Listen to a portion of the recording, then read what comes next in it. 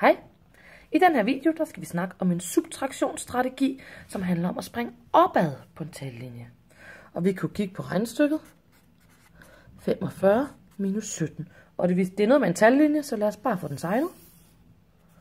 Og denne gang er det noget med at springe opad. Så vi starter på det laveste tal. Det vil sige, at vi starter her. Her kunne vi sige 17 var.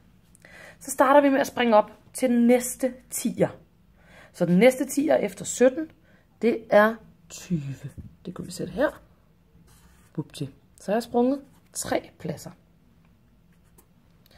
Okay, så tager vi fra 20, så skal vi op til den 10'er, der ligger lige før 45. Så det må være, det er ikke 30, det må være 40. Så skal det et lidt stort hop, vi har her. Vi springer altså 20 pladser op til 40. Vrøvl, op til 40.